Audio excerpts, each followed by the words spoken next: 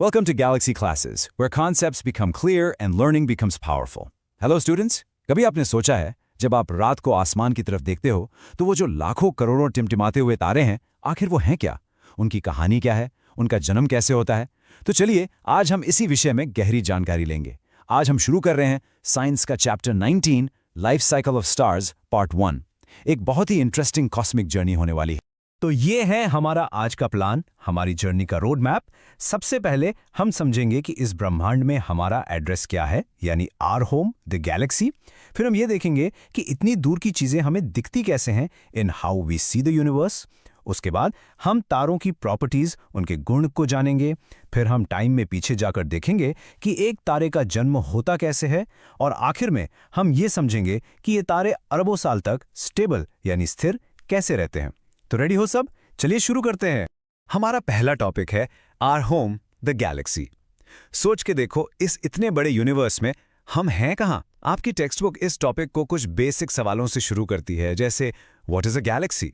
हम ये शब्द गैलेक्सी बहुत यूज करते हैं, पर इसका एक्चुअल मतलब क्या है? और एक बहुत इंपॉर्टेंट सवाल, स्टार और प्लैनेट में क्या डिफरेंस है? दोनों ही तो आसमान में दिखते हैं, तो इनमें फर्क क्या है भाई? चलिए इन सारे सवालों के जवाब ढूंढते। तो सबसे पहला और सबसे बड़ा सवाल, व्हाट इज अ गैलेक्सी? एक गैलेक्सी क्या होती है? आसान भाषा में समझो, एक गैलेक्सी एक बहुत बहुत बड़ा शहर है, एक कॉस्मिक सिटी। इस शहर में अरबों यानी बिलियंस ऑफ स्टार्स हैं, और हर स्टार का अपना प्लैनेटरी सिस्टम हो सकता है, जैसे हमारा सोलर सिस्टम है। और इन स्टार्स के बीच में जो खाली जगह है, वहां गैस और धूल के बहुत बड़े बड़े बादल होते हैं, जिन्हें हम कहते हैं इंटरस्टेलर क्लाउड्स। तो इन सब चीजों को मिलाकर बनती है एक गैलेक्सी। और हाँ, ये डेफिनेशन नोट कर लो बच्चों, एग्जामिनर का फेवरेट 2 मार्क क्वेश्चन है। हमारी अपनी गैलेक्सी, जिसका नाम है मिल्की वे, जिसे हम हिंदी में मंदाकिनी भी कहते हैं, वो एक स्पाइरल गैलेक्सी है। देखो इसकी शेप, ऐसे घूमती हुई आर्म्स हैं इसकी, जैसे एक चक्कर ही हो। लेकिन सारी गैलेक्सीज ऐसी नहीं होती। कुछ इलिप्टिकल शेप की होती हैं, मतलब अंडे जैसी, ओवल। और कुछ गैलेक्सीज की तो कोई शेप ही नहीं होती, उन्हें हम इरेगुलर गैलेक्सीज कहते हैं। पर आपको ये जरूर याद रखना है कि हमारी गैलेक्सी एक स्पाइरल गैलेक्सी है। ये फिल इन द ब्लैंक में आ सकता है। अब इन नंबर्स को देखकर घबराना नहीं, चलिए इन्हें आसान बनाते हैं। पहला पॉइंट देखो, 10 टू द पावर 11 स्टार्स। इसका मतलब है 100 अरब तारे। इतने ज्यादा कि अगर आप हर सेकंड एक तारा गिनो तो भी आपको 3000 साल से ज्यादा लग जाएंगे। अब देखो इसका diameter, 10 to the power 18 kilometres. ये इतना बड़ा है कि लाइट जो सबसे तेज चलती है, उसको भी एक कोने से दूसरे कोने तक जाने में 1 लाख साल लग जाते हैं। और हमारा सोलर सिस्टम इस गैलेक्सी के सेंटर से काफी दूर है। और आखिरी पॉइंट, ये पूरी गैलेक्सी घूम रही है, लेकिन इतनी धीरे कि एक चक्कर पूरा करने में 20 करोड़ साल लग जाते हैं। सोचो, जब इसने अपना पिछला चक्कर पूरा किया था ना, तब अर्थ पर डायनासोर्स का राज था। तो ये नंबर्स काफी इंटरेस्टिंग हैं और शॉर्ट आंसर क्वेश्चंस में आ सकते हैं। तो अब सवाल ये उठता है कि ये सारी जानकारी, ये सारे नंबर्स, ये हमें पता कैसे चला? रात को आसमान में तो हमें बस छोटे छोटे टिमटिमाते हुए डॉट्स दिखते हैं, तो हमने इतनी दूर की चीजों के बारे में इतनी डिटेल में कैसे जाना? इसका जवाब मिलेगा हमारे अगले सेक्शन में, how we see the universe. जवाब सिर्फ एक शब्द में है, टेलीस्कोप्स यानी दूरबीन। ये हमारी कॉस्मिक आंखें हैं। जो चीजें हमारी आंखें नहीं देख पाती, जो बहुत दूर हैं या बहुत फेंट हैं, उन्हें देखने में टेलीस्कोप्स हमारी मदद करती हैं। ये हमारे लिए यूनिवर्स के राज खोलती हैं। तो 2 तरह के टेलीस्कोप्स होते हैं, एक जो जमीन पर लगे होते हैं और दूसरे जो स्पेस में होते हैं। इनमें फर्क क्या है? ऐसे सोचो, आप स्विमिंग पूल में पानी के नीचे से बाहर देखने की कोशिश कर रहे हो। सब कुछ थोड़ा धुंधला और हिलता हुआ दिखेगा ना? बिल्कुल वही हाल अर्थ बेस्ड टेलीस्कोप्स का है। हमारा एटमॉस्फेयर यानी वायुमंडल उस पानी की तरह काम करता है। हवा, धूल, पॉल्यूशन, ये सब तारों से आ रही रोशनी को डिस्टर्ब कर देते हैं। लेकिन स्पेस टेलीस्कोप्स, जैसे कि अपन ने आम सुना होगा हबल टेलीस्कोप, वो स्विमिंग पूल के बाहर खड़े हैं। वो एटमॉस्फेयर के ऊपर हैं, इसलिए उन्हें एकदम साफ क्रिस्टल क्लियर व्यू मिलता है। इसीलिए स्पेस टेलीस्कोप्स हमें बेहतर पिक्चर्स दे पाते हैं। ये डिस्टिंग्विश बिटवीन के लिए एक बहुत इंपॉर्टेंट 2 मार्क का क्वेश्चन है, जरूर तैयार कर लेना। चलिए अब हम आगे बढ़ते हैं और इस कहानी के मेन कैरेक्टर्स यानी स्टार्स के बारे में बात करते हैं। और स्टार्स को समझने का सबसे अच्छा तरीका है अपने सबसे करीबी स्टार यानी हमारे सूरज को समझना। ये लाइन बहुत ज्यादा इंपॉर्टेंट है। टेक्स्ट बुक कहती है कि सन एक ऑर्डिनरी स्टार है, मतलब एक साधारण तारा, लेकिन हमें तो सूरज इतना बड़ा, इतना पावरफुल लगता है। ऐसे समझो, आपके कमरे में एक 100 वॉट का बल्ब जल रहा है और 1 किलोमीटर दूर स्टेडियम में एक बहुत बड़ी फ्लड लाइट जल रही है। आपको कौन सा ज्यादा रोशन लगेगा? ऑफ कोर्स आपके कमरे वाला बल्ब, क्योंकि वो आपके पास है। पर इसका मतलब ये नहीं कि वो ज्यादा पावरफुल है। बिल्कुल यही चीज सूरज के साथ है। वो हमारा लोकल बल्ब है। आसमान में जो बाकी तारे दिखते हैं वो दूर की फ्लड लाइट्स हैं। कुछ तो सूरज से हजारों गुना ज्यादा बड़े और पावरफुल हैं, लेकिन दूरी की वजह से हमें छोटे से डॉट्स लगते हैं। ये टेबल आपके एग्जाम के लिए बहुत ही ज्यादा इंपॉर्टेंट है। इसकी वैल्यूज को समझते हैं। मास 2 के आगे 30 जीरोज। ये इतना भारी है कि इसमें 3,30,000 अर्थ फिट हो सकती हैं। रेडियस अर्थ से 100 गुना ज्यादा। अगर अर्थ एक मटर का दाना है तो सूरज एक बहुत बड़ी फुटबॉल है। सरफेस टेम्परेचर 5800 केल्विन इसकी सतह का तापमान, और temperature at centre 1.5 crore kelvin. इसके कोर में इतनी गर्मी और इतना प्रेशर है कि हम इमेजिन भी नहीं कर सकते। और एज 4.5 अरब साल यानी 4.5 बिलियन ईयर्स, और साइंटिस्ट कहते हैं कि सूरज अभी अपनी मिडिल एज में है। इन वैल्यूज को अच्छे से याद कर लेना। तो सूरज के अंदर इतनी एनर्जी, इतनी गर्मी आती कहां से? आखिर ये बना किस चीज से है? ये चार्ट देखिए। सूरज बेसिकली एक बहुत बड़ा गैस का गोला है। इसमें 72% हाइड्रोजन गैस है, 26% हीलियम गैस है, और बाकी सारे एलिमेंट्स मिलाकर सिर्फ 2%। तो ये जो हाइड्रोजन है ना, यही सूरज का फ्यूल है, उसका पेट्रोल है। जैसे हमारी गाड़ी पेट्रोल जलाकर चलती है, वैसे ही सूरज हाइड्रोजन को जलाकर इतनी ज्यादा एनर्जी पैदा करता है। ये एक बहुत इंपॉर्टेंट कॉन्सेप्ट है बच्चों, सोलर मास। देखो, दूसरे तारों के मास इतना ज्यादा होता है कि उसे किलोग्राम्स में लिखना बहुत अजीब हो जाता है, बहुत लंबे नंबर्स हो जाते हैं। इसलिए साइंटिस्ट ने एक आसान तरीका निकाला। उन्होंने सूरज के मास को ही एक यूनिट बना लिया। इसे हम m सन लिखते हैं।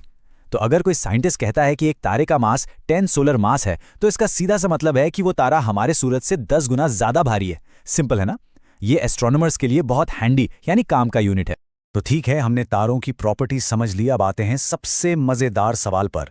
एक तारे का जन्म कैसे होता है? How is a star born?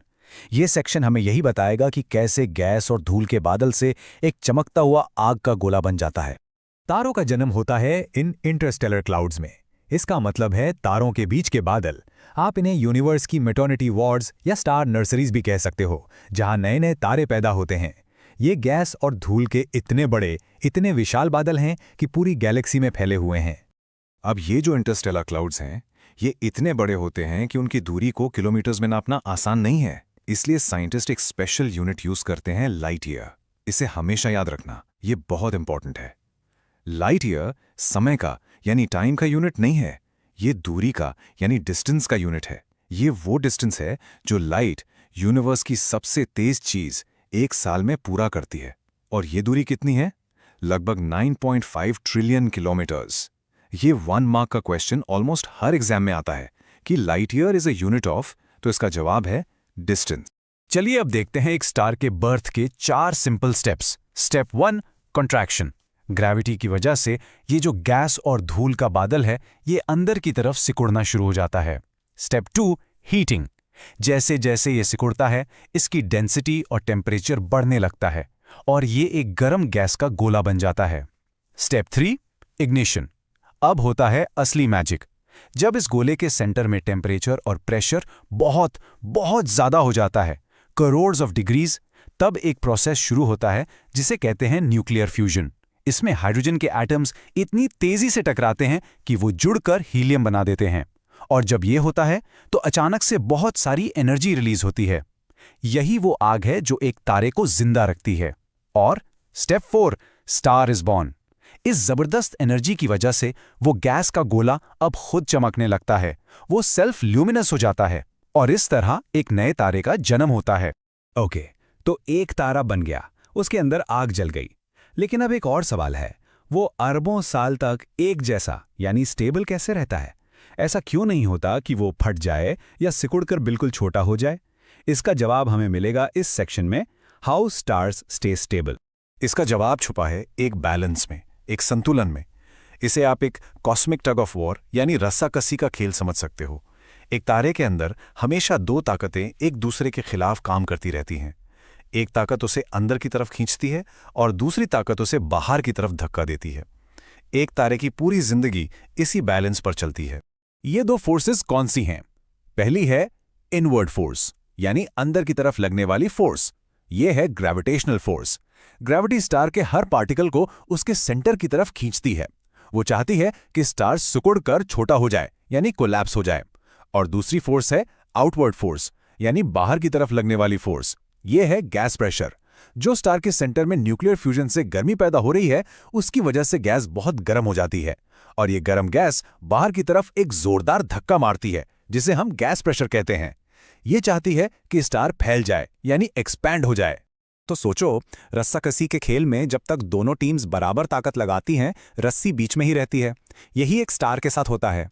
जब तक अंदर खींचने वाली ग्रेविटी और बाहर धक्का देने वाला गैस प्रेशर एक दूसरे के बराबर हैं, तब तक स्टार स्टेबल रहता है, यानी स्थिर रहता है। लेकिन जिस पल इन दोनों में से एक भी फोर्स कम या ज्यादा हुई, बैलेंस बिगड़ जाता है और स्टार या तो सिकुड़ने लगता है या फैलने लगता है। एक स्टार की पूरी लाइफ इसी बैलेंस को बनाए रखने की कोशिश होती है।